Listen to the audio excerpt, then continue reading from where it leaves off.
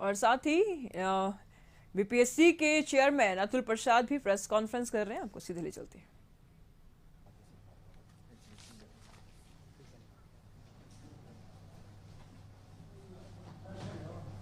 आप लोग व्यवस्थित हो जाए तो मैं बताऊं फिर।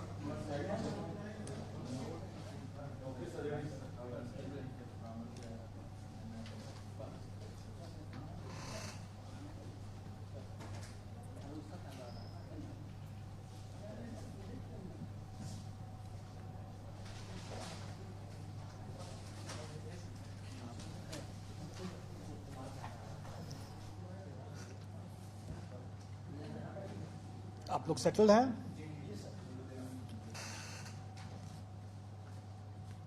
आज इस प्रेस कॉन्फ्रेंस में आप सब लोगों का स्वागत है। और आज का जो सबसे महत्वपूर्ण विषय है, आप सब समझ रहे हैं उस चीज़ को, वो है अध्यापक भर्ती परीक्षा को लेकर। यह परीक्षा 24, 25 और 26 अपने निर्धारित तिथि और कार्यक्रम के अनुसार आयोजित की जाएगी। इसमें किसी को कोई संशय नहीं होना चाहिए। फिलहाल के हिसाब से वो अपने निर्धारित कार्यक्रम के हिसाब से ही वो आयोजित की जाएगी। जो भी अभ्यर्थी इसमें आवेदन दिए हैं वो सभी के सभी इसमें भाग लेने के लिए अधिकृत हैं, वो भाग ले सकते हैं। आप सब लोगों को जानकारी दे दूं कि हम लोग परीक्षा के स्टेज पर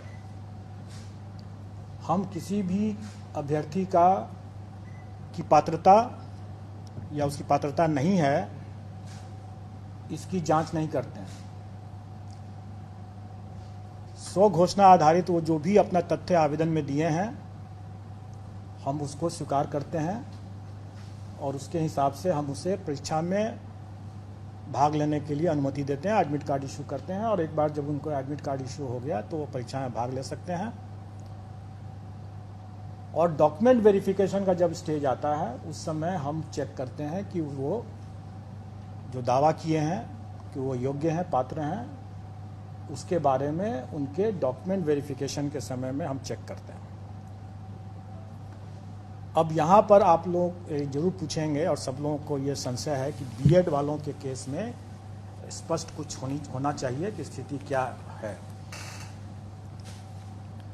देखिए, आप लोगों ने माननीय सर्वोच्च न्यायालय का जो आदेश देखा होगा, उसके पेज 45 में के अंतिम पैरा में स्पष्ट लिखा हुआ है कि राजस्थान गवर्नमेंट ने बीएड अभ्यर्थियों से आवेदन नहीं लिया, उनको रोक दिया आवेदन देने से।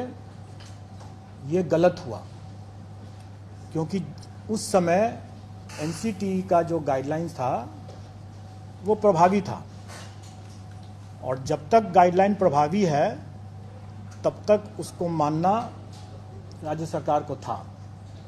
और इस दृष्टिकोण से माननीय उच्च न्यायालय राजस्थान हाईकोर्ट और माननीय सर्वोच्च न्यायालय ने दोनों ने ये कहा कि राजस्थान गवर्नमेंट ने ये गलत किया, उनको आवेदन लेना चाहिए था बीएड अभ्यर्थियों से भी।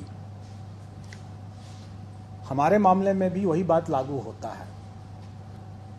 जिस समय हम लोगों ने आवेदन आमंत्रित किया, उस समय ये बीएड अभ्यर्थी पात्र थे, योग्य थे, और इसलिए उनको आवेदन आमंत्रित करने का मौका दिया गया और उन्होंने आवेदन दिया भी। उसी में आगे माननीय सर्वोच्च न्यायालय ने यह भी आदेश दिया है कि ये एक एस्टैब्लिश प्रैक्टिस है, सेट प्रिंसिपल्स ऑफ लॉ है, कि कोई भी वैधानिक संस्था द्वारा कोई एक वैध विधिवत कोई एक आदेश निर्गत होता है तो वो तब तक प्रभावी होता है जब तक कि वो रद्द नहीं हो जाए किसी कोर्ट के आदेश से या किसी अन्यथा। तो इसका मतलब यह हुआ कि 11 तारीख के पहले वो आदेश प्रभावी था एनसीटी का, और उसमें जो भी अधिकार उस सर्कुलर के बेसिस पर जो भी अधिकार लोगों को मिला, वो अधिकार सुरक्षित है, वो उसमें कोई रुकावट नहीं है। तो इसका मतलब यह हुआ कि जो लोग नौकरी पा लिए पहले से, उनकी नौकरी भी सुरक्षित है। जिन लोगों ने एग्ज़ाम में अपीयर होने का अधिकार प्राप्त कर लिया, उनका वो अधिकार भी सुरक्षित है।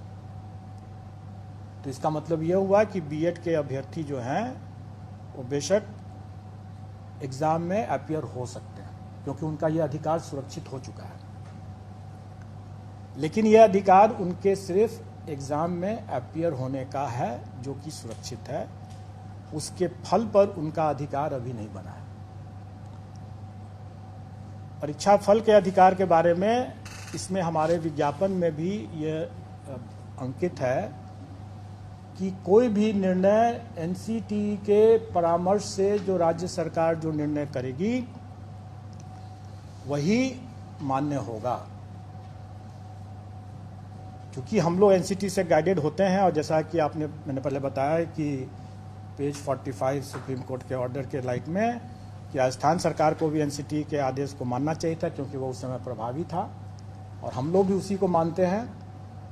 और एनसीटी का गाइडलाइन जो भी रहेगा, राज्य सरकार का जो भी उस पर जो निर्णय होगा वही अंतिम निर्णय होगा, वही मान्य होगा। तो ये सबको मानना है। तो इसके संबंध में जब स्थिति आएगी कि परीक्षा फल के संबंध में कि उनकी पात्रता बनती है कि नहीं बनती है, इसके संबंध में जो भी निर्णय होगा वो उस समय उसके परीक्षा फल को प्रभावित करेगा।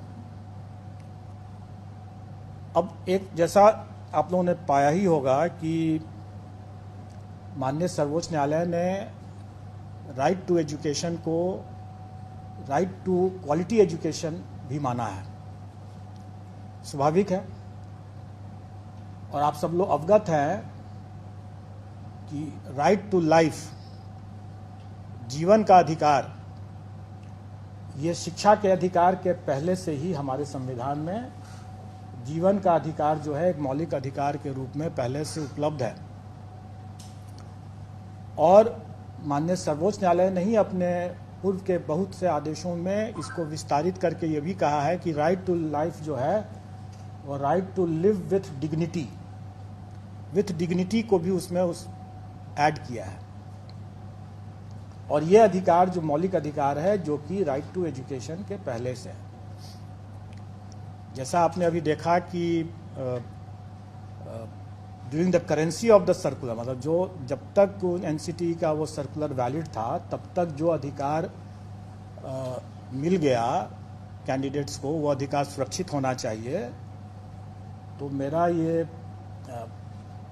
व्यक्तिगत ओपिनियन है, अभिमत है कि जीवन का अधिकार जो उन्हें मिला कि हम बीएड करके ब्रिज कोर्स के रास्ते से हम अपने इस अधिकार का पालन कर पाएंगे, इसकी पूर्ति कर पाएंगे, अपना आजीविका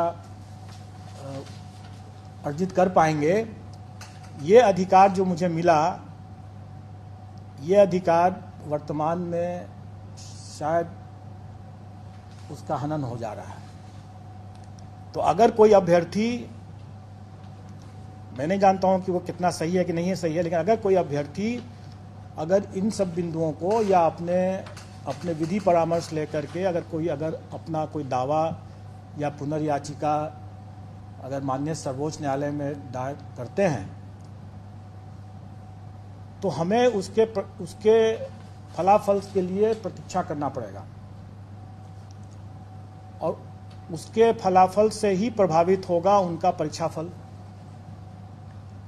तो इसका मतलब यह हुआ कि अभ्यर्थी क्या अपना लीगल रिकॉर्ड्स लेते हैं, क्या एनसीटी आदेश करती है, या क्या राज्य सरकार अध्यादेश या वगैरह वगैरह जो भी लेकर के आती है, उससे उसका परीक्षा फल प्रभावित हो सकता है, और हम उसका बिल्कुल अनुपालन करेंगे।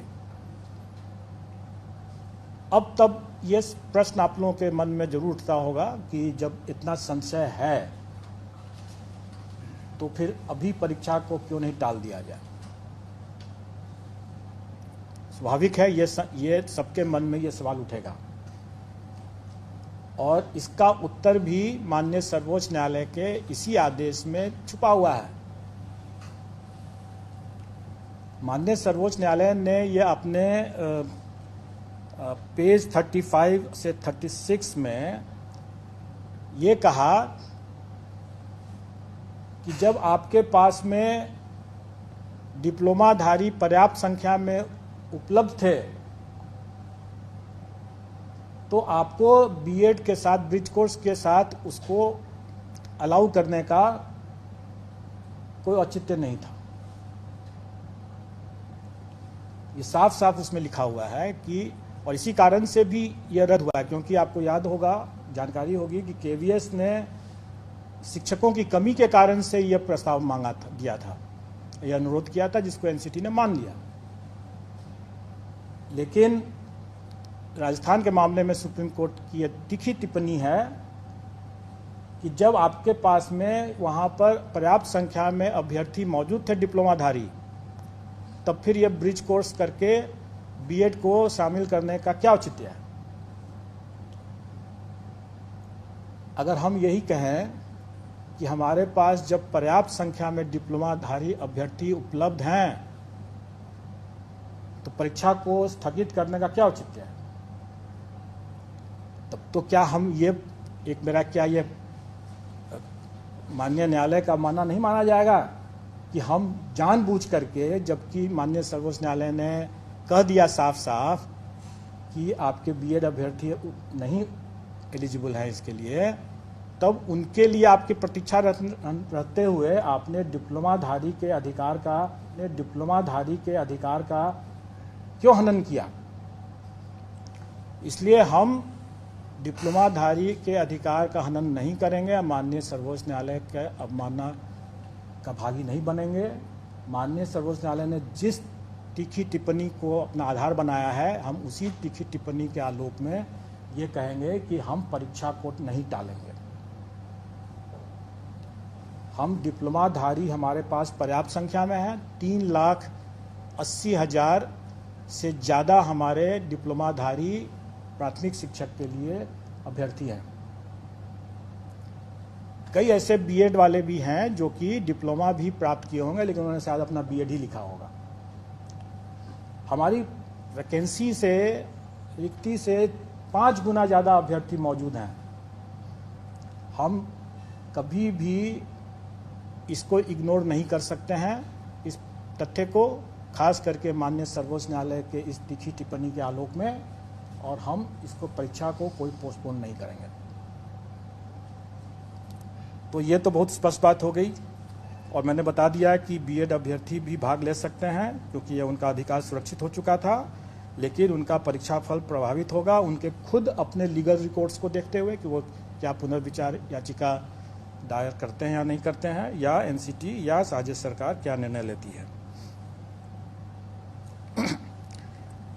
और जैसा मैंने अभी बताया कि ये निर्णय कि वो पात्र हैं या नहीं पात्र हैं, ये हम डॉक्यूमेंट वेरिफिकेशन के समय करते हैं।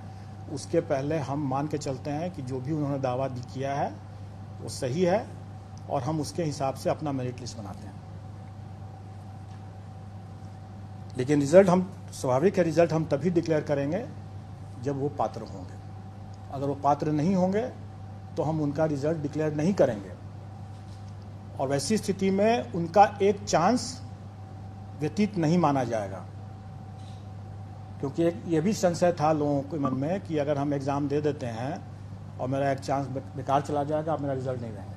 जब हम रिजल्ट ही नहीं देंगे तो हम उनका एक चांस भी नहीं मानेंगे। लेकिन ये तब की स्थिति में है जबकि उनको कोई संशय रहता है, जैसे मुझे भी अभी संशय है कि पात्र हैं कि नहीं है, या क्या वो लीगल रिकॉर्ड्स लेते हैं। लेकिन अगर ये क्लियर अगर हो जाता है और उसके बावजूद जानते बूझते अगर वो अपीयर होते हैं, तब उसको हम उनके चांस को व्यतीत मानेंगे। जैसे कि हम लोगों ने अपीयरिंग कैंडिडेट्स के लिए, जैसे सीटेट अपीयरिंग कैंडिडेट्स के लिए या बीएड अपीयरिंग कैंडिडेट्स के लिए कोई भी परीक्षा में जो हम अनुमति दे रहे हैं, तो भली भांति जानते हैं कि वो अपना एक चांस को एग्जॉस्ट कर रहे हैं, चाहे वो सीटेट क्वालिफाई करते हैं या नहीं करते हैं, वो अपने एक चांस को व्यतीत करते हैं, क्योंकि भली भांति वो जानते बूझते वो अपीयर हो रहे हैं।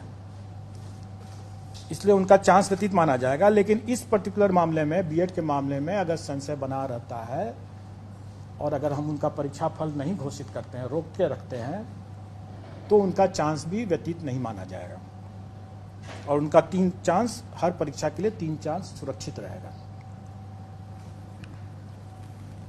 ये तो अब मैंने जो बता दिया, जो आए दिन लोग तरह तरह के अटकलबाजी लगाते हैं और एक तरह से जो अभ्यर्थियों के शुभचिंतक हैं वो बेसिकली रक्षा में हत्या कर रहे हैं, क्योंकि जो उनका मन अगर विचलित है तो परीक्षा में कैसे पढ़ेंगे,